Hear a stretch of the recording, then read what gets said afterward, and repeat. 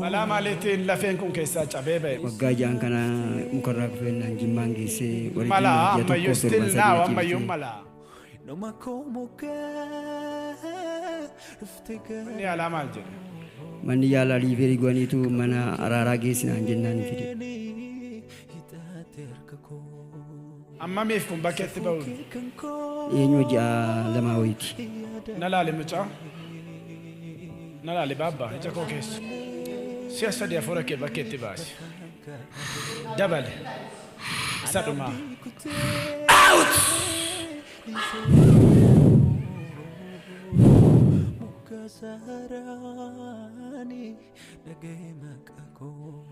Murami harka gooftaan torban lamaa sitti kee abuuyye.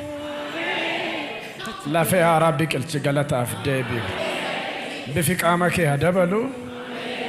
You are healed now. You are free. Cabee keessaa bu'a saboodha furri waaqayyo deebisee walitti hodhaa. You are free. Kabuken arkeni hitate arkako safuke kanko daa'imni kun har'a fayyaa guutuudhaan akkuma isin argitan fayyee dhugaa ba'uu dhufe mee miilla keenyaan dhaabannee iyyinee foorichnee ilma waaqayyoo isa daa'ima kana gargaare Yesuusiif hin dhaga'amu iyyuun keessan foorichuun keessan Yesuusiif ammallee taa ulfinni guddaan galanni guddaan Yesuusiif.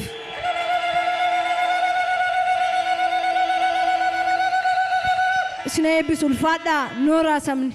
Maqaan koo Waasee Laggasaan jedhama. Arjoo Arwaajjaarraan dhufe. Gochaa waaqayyo naaf godhee naasa. Mucaan kun waggaa ja'an kanaa mukarraa kufee naasu'aan yoo beddellee geessan beddelleen jimmatti dabarsan. Jimma ji'a tokkoof torban sadii ciiseetan iyyuu fayyeera fudhuu galii naan jedhani. Fudheen gale.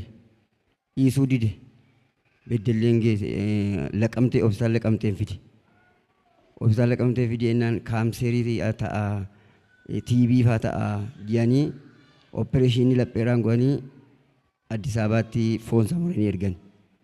Wixxeetiin keessii deebi'aa gaa wixxeetiin kee deebi'u bartaa jedhanii Addis Ababaadhaas dhukkubasaa wallaalamee qorichaan maalitti kennan. Hospitaala Arjoo Arwaajjaa gaafa geessu immoo liiveeriinaa godhanii waldaa araaraa geessinaan jedhan.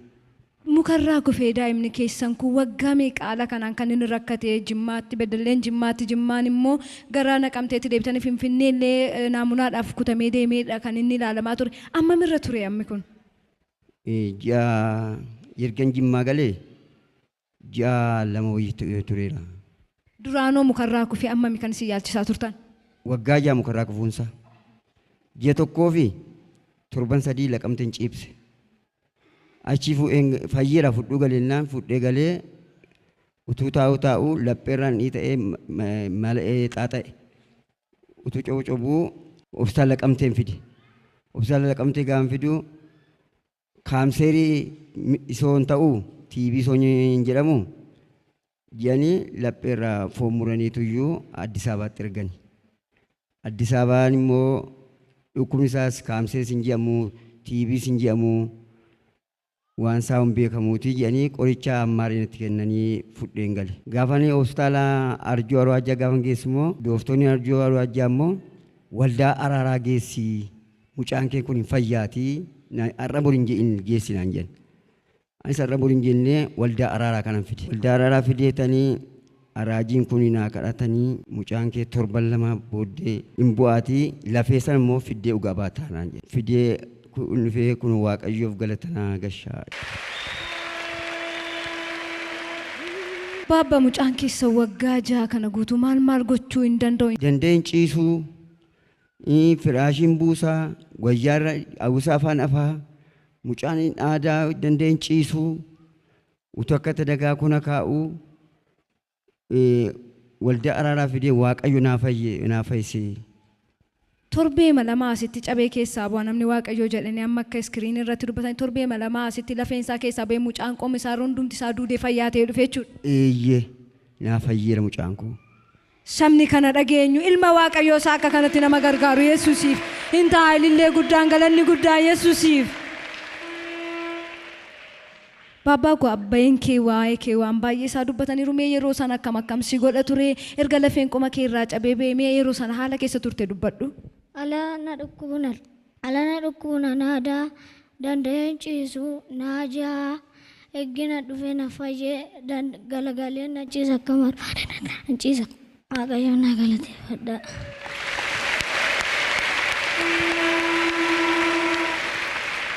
Yeroo atu addanan nufin yeroo qoma kee irraan cabee bee sana afaan kee irraan ala afuurri illee karaa qoma kee karaa cabee sana akka ba'ullee sila natti himtee turte yeroo sana afuurri karaa qoma kee ba'a. Asiin na ba'a nama laa afuurris asiin na ba'a malee asiin bada nama qoraafan asiin na ba'a. Amma garuu ergi lafeen kun cabeessi keessaa ba'e fayyaa guutu. Fayyinni naaf ta'eera waaqayyoon na galateeffadha.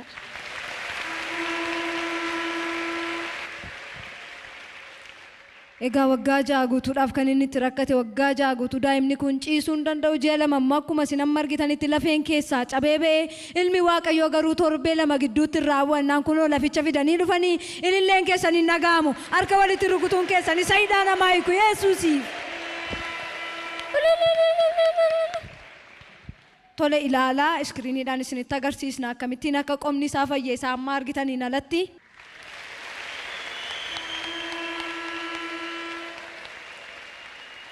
Ammallee sayidaa daa'ima kanaa Yesuusiif iyyaa fooricaa harka walitti rukutaa galata fidaa fi Yesuusiif.